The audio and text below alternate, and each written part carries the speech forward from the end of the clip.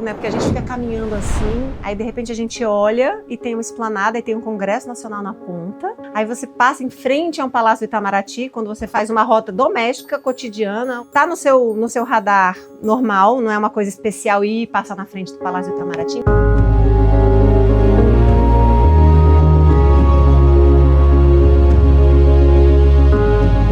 Esse palácio aqui é de uma beleza, de um equilíbrio que eu considero a melhor obra da arquitetura do Niemeyer em Brasília. Não é por acaso que as excursões turísticas de estrangeiros, né, gostam muito de vir ao Itamaraty.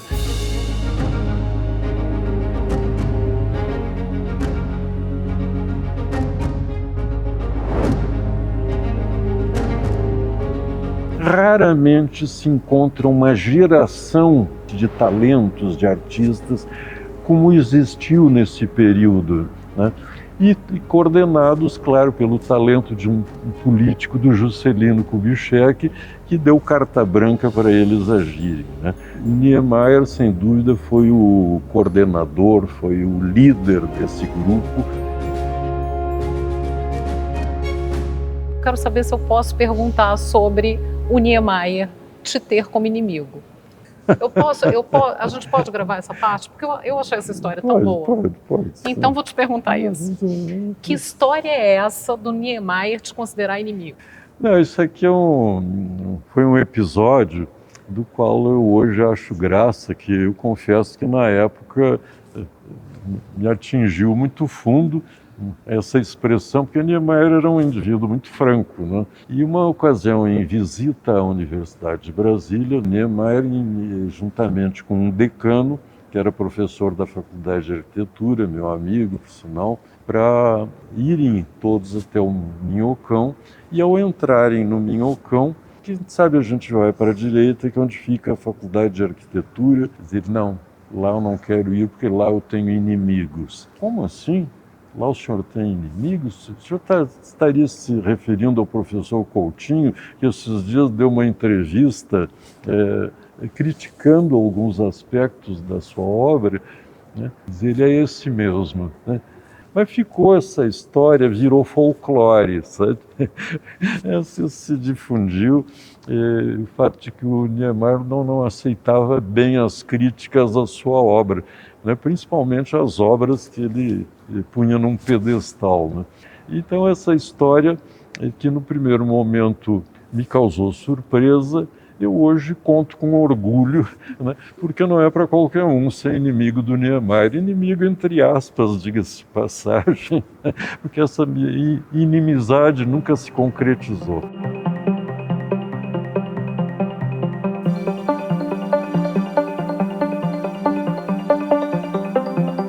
Eu acho que ainda Brasília precisa homenagear muito mais quem fez essa cidade. Esse milagre que é feito à mão, há muitas mãos de todo o Brasil, sabe?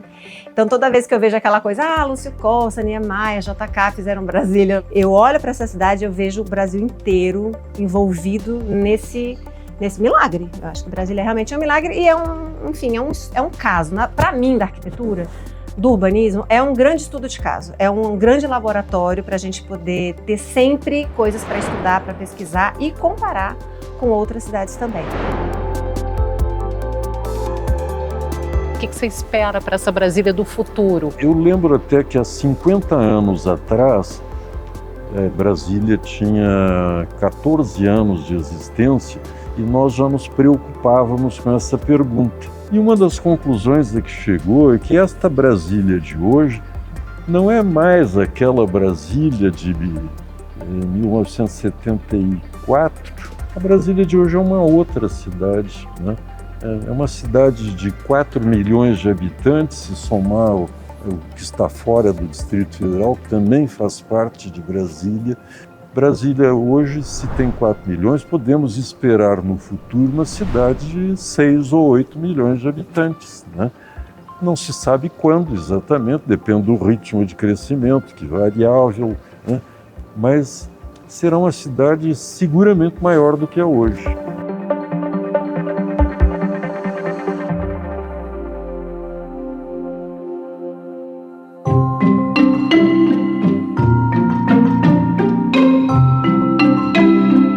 Agora eu queria falar um pouquinho do Urbe Memória. Como é que foi que surgiu isso de reproduzir um pouco da cidade com a sua obra? A gente gosta de viajar e sempre traz lembrança das outras cidades e tudo. E às vezes a gente pensa assim, gente, o que tem aqui que Brasília oferece para os turistas, para os viajantes? E, por exemplo, coisas como esse congresso, né? As pessoas chegam e falam, tá errado esse congresso. Aí a gente fala assim, por quê? Não, porque as cúpulas estão de tamanhos diferentes. As pessoas têm uma imagem, às vezes, o edifício está lá, a composição arquitetônica está lá, e quando elas olham para a miniatura, elas veem que tem alguma coisa que elas não tinham visto antes, talvez porque agora elas conseguem ver o todo, né? Um desenho urbano bem feito, você não precisa pôr legenda, você não precisa pôr modo de usar. Você, com o teu desenho, a emoção ou a percepção que você gostaria que as pessoas tivessem, elas vão ter.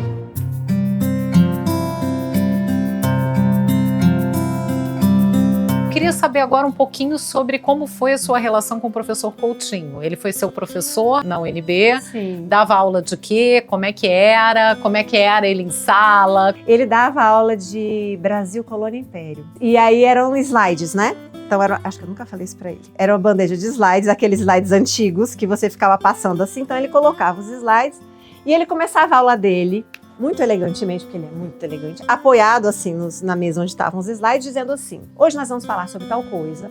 Então a gente vai ver um slide que mostra isso, outro slide que mostra um detalhe da fachada do mestre fulano. E aí ele falava tudo que ele ia fazer, mas ele não passava os slides. A gente ficava, gente, não vai dar tempo da gente ver os slides que ele tá falando. Ei, Gabriela! Querido, coisa boa te Oh, ver. lindo. Bom demais, bom demais. Ganhou mais um abraço.